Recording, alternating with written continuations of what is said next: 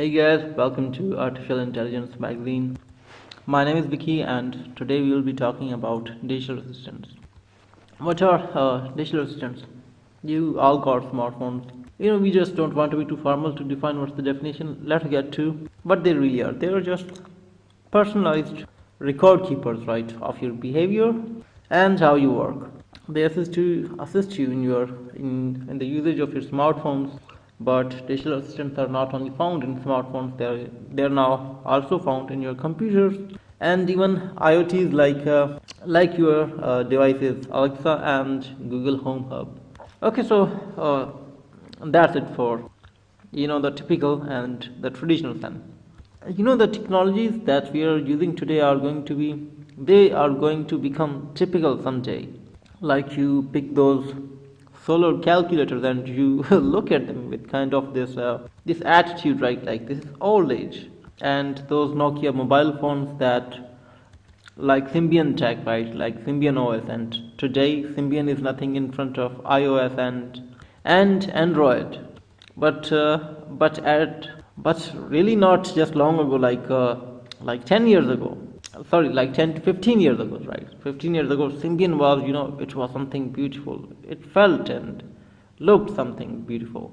Well, it was new, it was nascent, and now of course advancement is beating everything. So eventually one day operating systems like Android and iOS will also appear like ancient.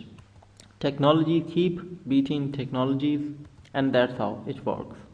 So I was thinking about this new prospect of digital assistant, not the version that's located in your computers or in your IoTs, but the digital assistant that's assisting you today. The one located in your smartphones.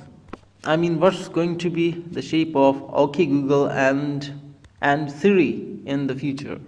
When it comes to digital assistants, I think the main thing you should be you should be focused on when you are trying to understand digital assistants is that they are personalized experiences, right? They are personalized. They are programmed to record your behavior and help you navigate through your mobile and even through the internet. Nowadays digital assistants can even be used to shopping. With Google Duplex we really saw something amazing, and that's just the beginning of it. Yeah, the current version of Google Duplex, is it really good? It's not. Let's say it's not perfect. But for a starter, that's really good start. I mean, I'm a nerd, geek, tech geek, but I don't go really too deep because I don't have my educational background is not technology or computer. But I've been following AI news, far enough or technology, far enough that I do know that the level of interactivity and realness in digital voices is nowadays really impressive, and I think you do too. Anyway, so you can call your barber, right, and shops and places. You can book things and you can order things. The focus of technology is to facilitate you, so you have to say less, and your assistants, right, your digital assistants may say things for you that you want to avoid, and that includes booking the entire conversation that you would do to book something, like book a table at a restaurant. Now your digital assistants can do, and over the years it will get better, and eventually, this will not take so long, that you would be completely relying on your digital assistants to do errands for you. So what we are looking at is, in a way our technology is, like smartphone weren't enough to cut the interactivity between humans, and so now we have digital assistants that will further aggravate our communication, human to human communication. And I'm not saying it's a bad thing. I think it's an improvement. That's actually an improvement, because we can't just set the rules in a changing world. Technology is shaping itself, and we have to just take along it. So as I've discussed in previous videos, like there would be people who would be like in and against artificial intelligence, right? Like this topic is eventually going to divide human race, like everything else that eventually ends up dividing us into two simple categories, like futuristic and ancient thought, old school people. Of course, I am a progressive mind. I would think that we can always just move forward with the changing world. We can always move forward with the changing world. All right, so let's say that digital assistants will advance over the years and eventually will arrive at a place where digital assistants are so interactive that they are that we can't just do without them, right? Imagine a level where they are so real that even we would like to interact with our digital assistants, and just like today we can't leave our smartphones, tomorrow there will be a time that these digital assistants are so well acquired of our behavior and of our habits.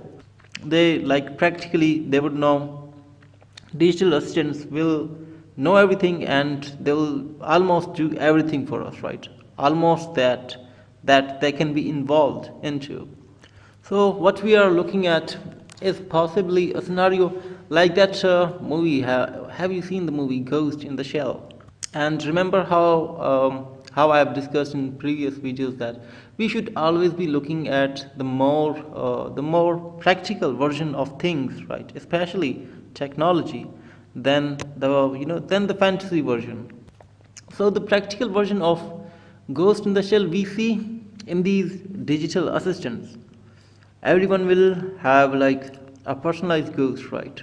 Which can just talk to you, interact with you, which knows your habits and knows you so well that it almost feels like there would be a point eventually in the future where your digital assistants would be able to logically make you defenseless. You won't be able to argue against your digital assistants because they are extensions of your own personalized choices and behaviors and habits. Let's abbreviate digital assistants as DAs. So why connect DAs to Ghost in the Shell? Because mobile are hardware, and these DAs, right? DAs will be, because DAs are like embedded software within software, and DAs have like room to explore what we provide them. I mean, future, DAs might even crawl into avatars, right? When they can access your phone in entirety, and of course you're gonna have to trust your phone with everything. So while putting aside the ethical debate that how much access would you be willing to give to your digital assistant, it really depends. Cause look, software is just software, right? It's mind of a machine. And if putting aside all the other options, right, discrediting all the other options, if let's say if your digital ghost DA is the most trustable entity that you can interact with, then of course you are going to give it all the access of not only your emails, right, of everything. It's basically doing the business of life for you. Have you seen movie Her the movie? I mean, movie titles shouldn't be so short that when you say it and it. All right, let's push forward. Interestingly, we have the same actress in both movies, Ghost in the Shell and Her. So we were talking about avatars. They will crawl into your avatars. They will be on your screen, right? They will have like a representation in the form of emojis, and it's going to be pretty flexible when you have digital DAs that are intelligent enough and can access your smartphone and do so many things for you.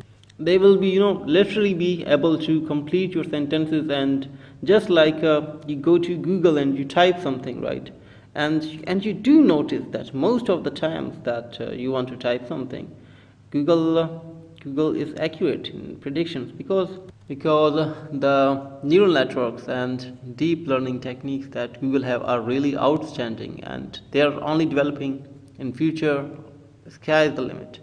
And given that technologies like DA, right, like duplex, are based on these neural networks, we can all like one day expect the power of a neural network, right into your smartphone without even internet connection.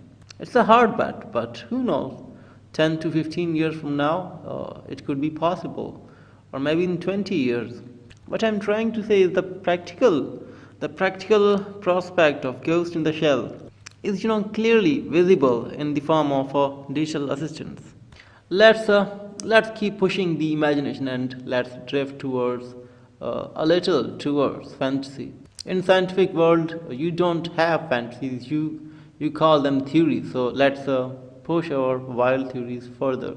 So let's say that these digital assistants, DAs,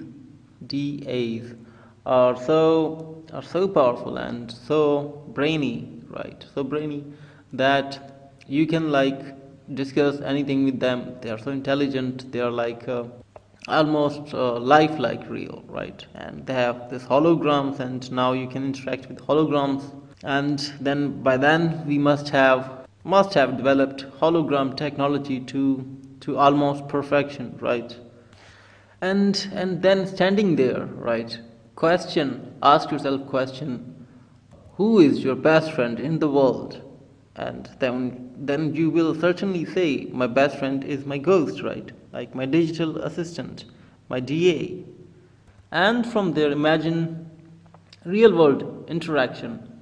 Like your DA knows you so well that, for instance, you have a business meeting, right? And you want to negotiate something. You would literally be able to send or wire out your DA and negotiate with people and talk to people, ensure, like completely sure that your ghost is not going to make a mistake, like your DA, your digital assistant is not going to make a mistake because for instance, now we give smartphones to children as young as like 8 to 9 years old, carrying iPhones and playing games.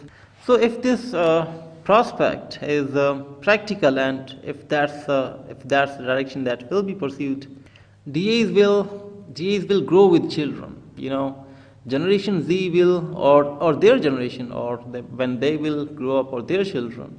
Eventually, if this perspective comes to life, and if it's manifested, if this technology is realized, then children will be growing all together with DAs, and with like a year of friendship, with year of this learning behavior, DAs will be enough to sync with you and know you completely, know your habits and everything that's to know about you. And so what would be the world? What would be the world in that scenario? If we see positively, there would be more resolve than less, because look, we humans, when we human interact, we have like a billion faults, right? There's always a gap of communication and factors that keep us distant from each other, like ego, like anger, like miscommunication and misunderstanding. And misunderstandings,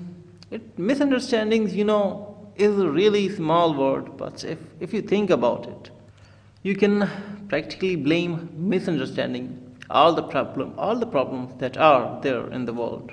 Like not being agreeable to disagreement, agree to disagree. It's a common sense, simple logic, and if the world followed that, the direction of human race would be in a completely different direction. So all the way that we have been discussing digital assistants, we didn't include emotions into that prospect. So the idea of emotion-free digital assistants is completely breathtaking, because in theory it would be like, for instance, you are fighting with another guy, right? Like another person. Let's say 50 years from now, or you are in a situation where you are having argument with someone, and you can't find a resolution. what do? You take out your phones or whatever the form of phones would be by then, and let your DAs talk to each other. And in theory, your DAs will accurately point out the point of clash and even resolve them. I mean, when I think of that perspective, the world today does seem like a shitty place. And imagine you are standing and you are watching your DA's digital assistants resolving your issue and pinpointing, out to you. And in the end, you guys realizing like, oh, we had been beaten by such small difference. Like, how could we not see it, right? And how could the digital assistants uh, solve it for us? So in theory, it is possible that we are heading towards a world in which digital assistants will rule alongside us in the form of artificial intelligence, and and DAs would be literally taking care of all the business that we do ourselves today. But the most interesting prospect that I found about it is that it doesn't matter who we have in our life. We sometimes run short on trusting each other. But with digital assistants and their ability to narrow down and resolve the problems, I do believe the world would be a more peaceful place. It is interesting because as we are studying artificial intelligence, it's also giving us a chance to look back at ourselves. I just learned this new term, AI, the theory of mind. So by learning and developing, and it should be a really excited time for AI developers, the programmers, right? The IT guys who are like right now down at code and working in the dormitories or in their offices, developing algorithms that can change the fate of humanity and give us something breathtaking. I mean, so many programmers must be working and wanting to go for a breakthrough. I was also reading an article about human mind, and in the article, from from a psychological point of view, the article talked about like something like a factor that's missing from our understanding and our conscious, and it creates a gap that helps us, that actually prevents us from really knowing and understanding ourselves as conscious beings. What are we, right? Even today, we don't know what is the nature of mind. So it is really possible, and it's a really positive perspective that in future, when artificial intelligence, when intelligence outside human mind is finally here, we might be able to look at those gaps that we can't see in ourselves by peeking into the mind of the machine. And you know what? What's the immediate thing that comes to mind when I'm thinking about that? Spooky particle effect. We all have something we can't look at ourselves, right? It's a classic problem. We can't think of ourselves outside the first person perspective. But will machines be able to do that? Because if they are able to do that, then we human beings will begin to recognize ourselves as completely different